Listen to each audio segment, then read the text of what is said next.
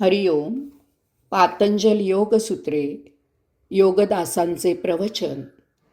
सूत्र क्रमांक 12. अभ्यास वैराग्याभ्याम तन्निरोध. अभ्यास आणि वैराग्याने चित्तवृत्तींचा निरोध साधता येतो. सूत्रार्थ. चित्ताच्या वृत्ती सांगून झाल्या, त्यांचा निरोध करून योग साध्य करायचा आहे. निरोध कसा करावा ते या सूत्रापासून सांगायला सुरुवात केली. चित्ताच्या वृत्तीचा निरोध अभ्यास आणि वैराग्य याने करावा.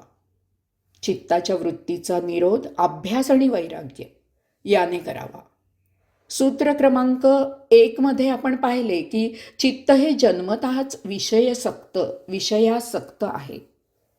सूत्र क्रमांक 1 मध्ये आपण हेही पाहिले की चित्त बाह्य विषयांमधून काढून घेतले तर ते अंतःप्रवाहित होते.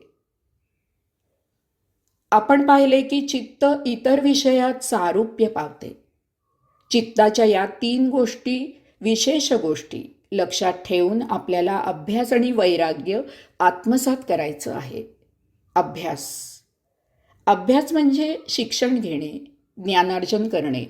हे ज्ञान आपण स्वतः अनुभूती घेऊन प्राप्त करू शकतो.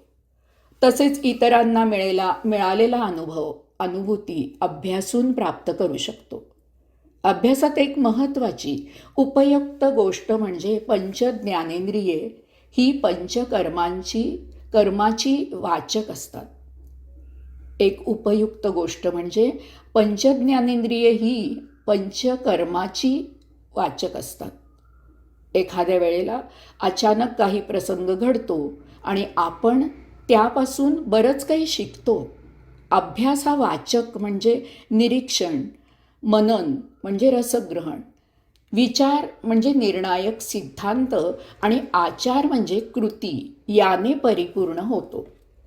चित्तवृत्ती निर्माण कशा होतात, इतरत्र कशा वळतात याच्या अभ्यासातून त्यांच्या निरोधाचा मार्ग सापडतो.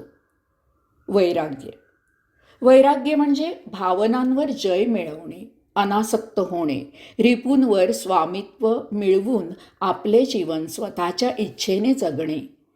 सर्व संग परित्याग करून श्री समर्थ रामदास स्वामींनी जगदोद्धार केला. पण ज्यांना हे जमले नाही त्यांची शोकांतिका झाली. धड ना वैराग्य, धड ना संसार. मग उघड वैराग्य आणि चोरून भोग ही एक विदारक भयानक शोकांतिका होते. यापेक्षा संसार सांभाळून वैराग्य अंगी बांधणे श्रेयस्कर. आपले ऋषीमुनी संसारी होते. अर्थात हे फार कठीण आहे. समोर प्रलोभने दिसत असून, भोग म्हणजे काय याचा स्वानुभव असून त्यापासून दूर राहणे सोपे नाही. दृढ निग्रहाने हे साध्य होते. अभ्यास आणि वैराग्य यांचा मेळ घालून स्वधर्म स्वकर्म सांभाळून सर्वसामान्य साधक योग साधू शकतो. यासाठी दृढ निश्चय आणि योगेश्वरावर अढळ श्रद्धा पाहिजे. स्वतःवर, स्वतःच्याच घरात त्रयस्थपणे वावरण्याचे प्रयोग यशस्वी करण्याची चिकाटी पाहिजे. खरं तर स्वदेहात असून अलिप्तपणा अंगीकारता आला पाहिजे. चित्ताच्या वृत्ती सांगून झाल्यावर या चित्तवृत्तींचा निरोध कसा करायचा ते योगादिराज पातंजली सांगत आहेत. यासाठी त्यांनी वैराग्य म्हणजे काय ते सांगून त्याचा अभ्यास करावा ते सांगितलेलं आहे. एवढ्यावरच न थांबता साधकाचा अभ्यास सुफल होत आहे, झाला आहे हे कळावे म्हणून अभ्यास केल्याने कशा प्रकारचे वैराग्य साध्य झाले पाहिजे तेही सांगितलेलं आहे. म्हणजे अभ्यासाने अंगी वैराग्य बाणून त्याची परिणती कशात झाली पाहिजे ते सांगितलं आहे. योगादिराज पातंजली सांगत आहेत की वशीकार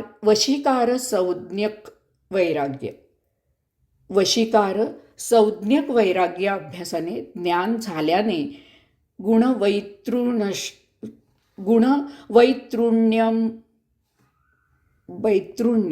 गुणवैतृण्यम असे उच्च प्रतीचे वैराग्य प्राप्त होते आणि त्यामुळे चित्ताच्या वृत्ती निरोध होतात.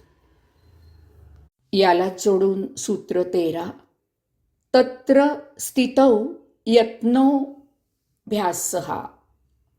चित्ताच्या निरोधावस्थेत स्थित होण्याचा प्रयत्न करणे म्हणजे अभ्यास होय. चित्ताच्या निरोधावस्थेत स्थित होण्याचा प्रयत्न करणे म्हणजे अभ्यास होय. सूत्रार्थ. या सूत्रात अभ्यासाचं लक्षण आणि अभ्यास कसा करायचा ते सांगत आहेत. त्या स्थितीचा अभ्यास प्रयत्नपूर्वक करायचा आहे.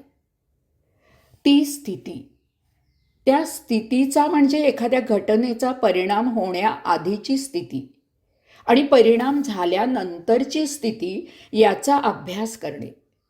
मनाची समजूत घालून ज्ञानाने जाणून परिणाम झाल्यानंतरची स्थिती ही परिणाम होण्याआधीच्या स्थितीसारखी अभ्यासपूर्वक करणे. उदाहरणार्थ, कोणाचा मृत्यू झाल्यास मृत्यू अटळ आहे हे जाणून शोकसागरातून सावरून पूर्ववत आपल्या कर्तव्य कर्माला सुरुवात करणे. कोणत्याही घटनेचा चित्तावर परिणाम होण्याआधी चित्ताची जी स्थिती होती, बरोबर तीच स्थिती घटना घडल्यावरही चित्ताला प्राप्त करून देणे. याचा प्रयत्न म्हणजे अभ्यास करायचा आहे. प्रयत्न. अभ्यास पूर्ण ताकद वापरून यश प्राप्त होईपर्यंत चिकाटीने चालू ठेवला पाहिजे. असेल माझा हरी तर देईल खाटल्यावरी ही भावना उपयोगाची नाही. अशाने काहीही साध्य होत नाही. नैराश्य येते.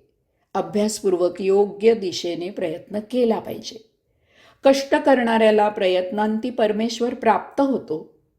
निवडीचा अधिकार. स्वतःला आकलन होणारे विषय, इतरांकडून माहीत होणाऱ्या इतरांच्या अनुभूती, या दोहोंमुळे निर्माण झालेले उपविषय यांचा आपल्यावर परिणाम होतो. हा परिणाम कळत नकळत कसाही झाला तरी तो होतो हे निश्चित. तसेच हा झालेला परिणाम कमी अधिक कालावधी टिकतो आणि त्यानंतर विरून जातो. परिणाम विरतो, नष्ट होत नाही. परिणाम विरतो पण नष्ट होत नाही. म्हणजे त्या परिणामानंतर मागे काहीतरी उरते. हे उरणं त्या घटनेच्या परिणामाचं सार, तात्पर्य असतं. हे परिणामाचं उरणं म्हणजे संस्कार होय. घटना घडत असतात, लोक पावत असतात, त्यांचा परिणाम होत असतो, तोही विराम पावत असतो. घडलेली घटना आणि त्याचा झालेला परिणाम स्मृतीमध्ये साठवला जाऊन नंतर तो आपल्याला आठवू शकतो. म्हणजेच घटना आणि त्याचा परिणाम दररोजच्या जीवनात कायम टिकून राहत नाहीत, परंतु दररोजच्या आयुष्यात त्यांचे संस्कार टिकून राहतात. खरं पाहता हे संस्कारच आपण जगत असतो. हे संस्कार म्हणजेच आपले नेहमीचे आयुष्य असते. या संस्कारांपैकी काही संस्कार चांगले, अक्लिष्ट आणि काही वाईट, क्लिष्ट असतात. क्लिष्ट आणि वाईट संस्कार जीवन जगताना आपण टाळतो. अक्लिष्ट चांगले संस्कार आपण कटाक्षाने पाळायचा प्रयत्न करतो. याचा अर्थ संस्कारांची निवड करण्याचा अधिकार आपल्याला असतो. आयुष्य जगताना कोणते संस्कार अंगी बाळगावे आणि त्याप्रमाणे आचरण करावे हे ठरवणे आपल्या मर्जीवर, आपल्या इच्छेवर अवलंबून असते. वाईट संस्कारांना आपण नकार देऊन टाळू शकतो. तो आपला नकाराधिकार आहे. तत्र स्थितौ यत्नोऽभ्यासः. हाच योगाधिराज पातंजलींना अपेक्षित अभ्यास आहे. आपल्याला दृश्य आकलन होतं. ते आपल्या जीवनाला, आयुष्याच्या उद्देश पूर्ततेला चांगलं की वाईट हे आपण ठरवायचं आहे. आपलं मन देहभोग उपभोगण्याच्या इच्छेने आपल्याला आकृष्ट करत असतं, परंतु संस्कार चांगला की वाईट ते आपल्याला समजतं. त्याप्रमाणे आपण आचरण करण्याचा निर्णय घेऊ शकतो.